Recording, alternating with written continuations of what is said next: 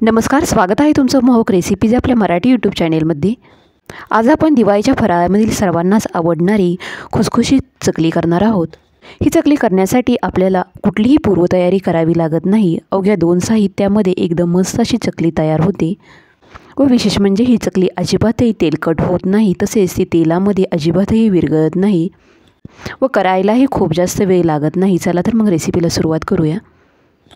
आपण इथे मूग डाळीची चकली करणार असल्यामुळे सर्वात प्रथम आपल्याला मूग डाळ शिजत घालावी लागणार आहे। त्यासाठी इथे मी एका कुकरमध्ये पाऊण वाटी मूग डाळ घालून घेतलेली आहे।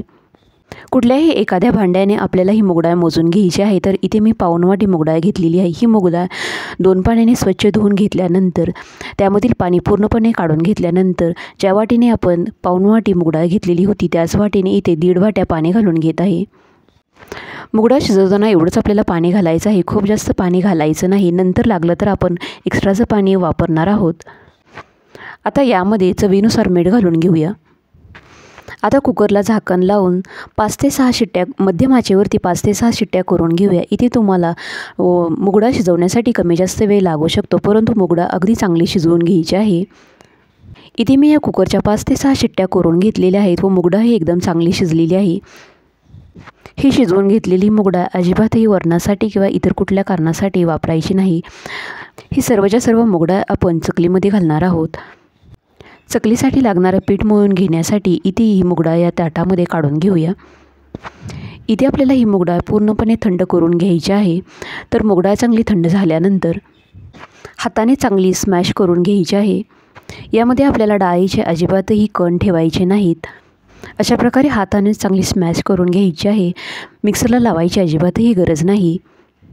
डाळ चांगली स्मॅश करून घेतल्यानंतर ज्या वाटीने आपण मूग डाळ मोजून घेतलेली होती त्याच वाटीने इथे 2 वाट्या तांदळाचं पीठ यामध्ये घालून घेऊया।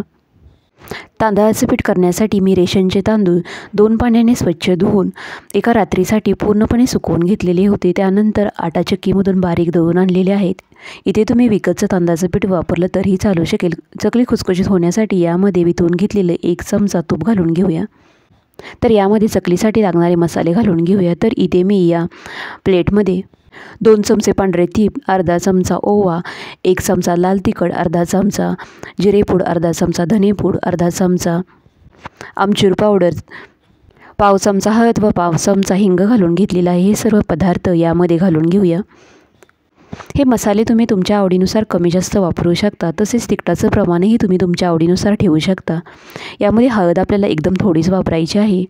मगाशीच आपण डाळ शिजत घालत असताना मीठ घातलेलं असल्यामुळे इथे मी अजिबातही एक्स्ट्रा मीठ वापरलेलं नाही। आता अजिबातही पाण्याचा वापर न करता पहिल्यांदा जेवढी डाळ आहे तेवढ्यामध्येच आपण हे तांदळाचं पीठ चांगलं मिक्स करून घेऊया व गरज असेल तरच थोड्या थोड्या पाण्याचा वापर करून किंचितसा घट्टसर असा आपल्याला हा गोळा मळून घ्यायचा आहे। इथे आपल्याला खूप जास्त ही कणिक घट्टही ठेवायची नाही व खूप जास्त पातळही करायची नाही।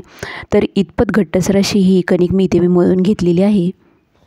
इथे तुम्ही या चकल्या लगेचच केल्या तरीही चालू शकतात, परंतु मी इथे 15-20 मिनिटासाठी यावरती झाकण ठेवून हे पीठ भिजू देणार आहे। चकलीचं पीठ भिजत आहे तोवर इतरची तयारी करून घेऊया। तर चकली करण्यासाठी इथे मी एक शेवगा घेतलेला आहे। काही भागामध्ये याला सोऱ्या म्हणतात, तर काही ठिकाणी याला चकलीचा साचा म्हणतात, तर आम्ही याला शेवगा म्हणतो। तर आता 15 ते 20 मिनिट झालेले आहेत व आपलं पीठही चांगलं भिजलेलं आहे। आता लगेचच चकल्या करून घेऊया। त्यासाठी या मिश्रणातील एक छोट्याशा आकाराचा गोळा घेऊन त्याला लंब गोलाकार आकार देऊन या शेवग्यामध्ये भरून घेऊया। हे चकलीचं पीठ अजिबातही चिकट नसल्यामुळे चकल्या करायला अजिबातही अडचण येत नाही। हे पीठ एकदम मऊसूद असं मळून घेतलेलं असलं तरीही मस्त अशा चकल्या तयार होत आहेत। तर अशा प्रकारे शेवगा गोलाकार फिरून 3 ते 4 वेळे होतील अशा चकल्या करून थलेल्या आहेत व शेवटचं टोक चांगलं मिटवून घ्यायचं आहे। इथे मी थोड्याशा चकल्या करून घेतलेल्या आहेत। 5 मिनिटापूर्वीच चकल्या तळण्यासाठी तव्यामध्ये थोडंसं तेल गरम करून घेतलेलं आहे। तेल जास्त कडकडीतही गरम केलेलं नाही, तर हाताने चकली तेलामध्ये सोडणे अवघड जात असेल तर अशा प्रकारे उलटण्यावरती चकली घेऊन अलगद हाताने तेलामध्ये सोडून घेऊया। इथे आपल्याला तव्यामध्येही खूप जास्त गर्दी करायची नाही, तर इथे मी थोडासा पसरट आकाराचा तवा घेतलेला असल्यामुळे मी इथे 5 चकल्या सोडलेल्या आहेत। चकल्या उलटायची अजिबातही गडबड करायची नाही। चकल्या थोड्याशा कडक झाल्यानंतरच पलटवून घेऊया। तसेच आपल्याला ह्या चकल्या मध्यम आचेवरती दोन्ही बाजूनी चांगला रंग येईपर्यंत तळून घ्यायच्या आहेत. भाजणीची चकली तळण्यासाठी खूप जास्त वेळ लागतो, परंतु अशा प्रकारच्या मूग डाळीच्या चकली तळायला अजिबातही जास्त वेळ लागत नाही. 5 ते 6 वेळा चकली उलटपालट केल्यानंतर चकलीला दोन्ही बाजूने हलकासा गोल्डन ब्राऊन रंग आल्यानंतर तेलामधून काढून घेऊया. इथे या चकल्यांना खूप जास्त डार्क रंग येऊ द्यायचा नाही, नाहीतर चकल्या खाताना कडवट लागू शकतात. तसेच त्या कमी प्रमाणातही तळायच्या नाहीत.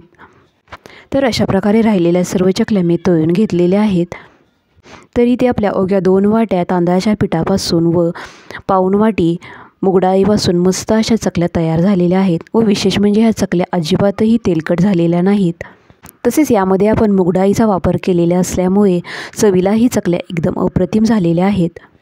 बऱ्याचदा इतर चकल्या करण्यासाठी खूप जास्त तेल लागते, परंतु अशा प्रकारच्या चकल्या तळायला अजिबातही जास्त तेल लागत नाही.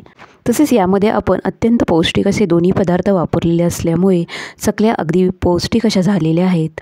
तर तुम्हीसुद्धा अशा प्रकारे केलेल्या मुगडाळीच्या चकल्या नक्की करून बघा. पुन्हा भेटूयात अशाच एका नवीन रेसिपीसह. व्हिडिओ पाहिल्याबद्दल धन्यवाद.